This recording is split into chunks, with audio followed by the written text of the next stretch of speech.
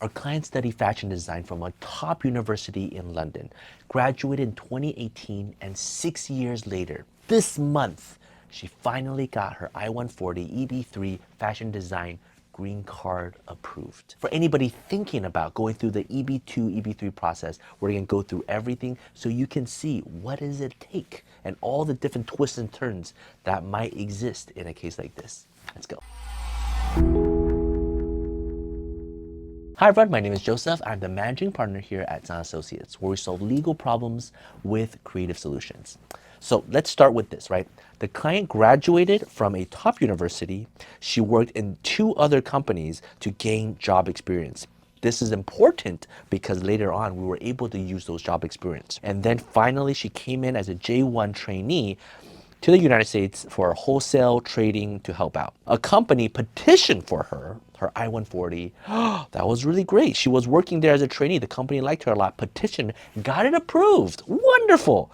Terrific. Filed a 45. She's gonna get a green card soon. And then she came back into the United States on an H-1B for another company dealing with graphic design. That's kind of different already. And then the 45 was withdrawn. Oh, what's going on there? Because the company that filed for her, the I-140, closed down. So the 45, gone. So luckily, she had an H-1B working for another company. But this time, she's already veered off the path, right? She studied fashion design. She's ended in graphic design. Is it the same? Is it different? That's up to you, right? I mean, if she was a graphic design for a fashion company, good argument. Graphic design for a real estate company, ooh, hard argument. We were hired at that point. This company wanted to sponsor her, and so transfers her over to work for them. We filed the perm and ETA in May.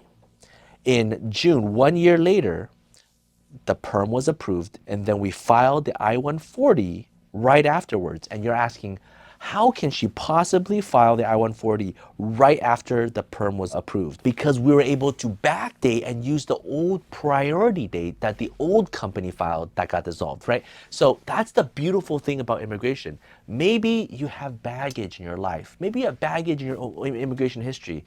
Something didn't work out, an ex-relationship didn't work out. But if they did something good, right? If the old company filed the I-140, got that approved, we can use it. And in this case specifically, we had to match it to very similar to the approval, right? If we change too much, we can't use the same I-140 anymore. This was the EB-3 fashion designer, bachelor's degree plus 6 months of experience. And that's where the 6 months of experience comes into play.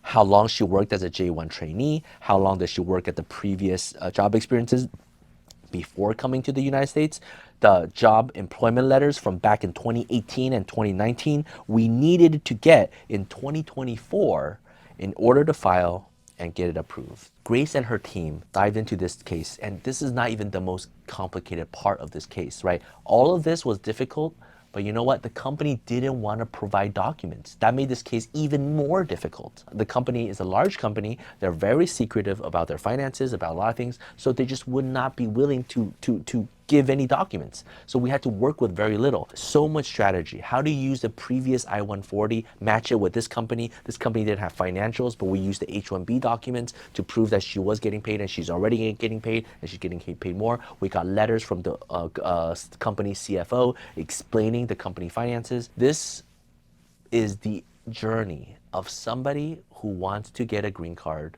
from a company. She graduated, she wanted to come to the US, she found a company, came in as a trainee, as an intern, and then got a company to sponsor her, and then didn't work out, but came back in as a tourist, and then found another job as an H-1B, and then transferred to another company. She did not give up. 1, 2, 3, 4 different companies, and then finally, this last company was willing to hire her.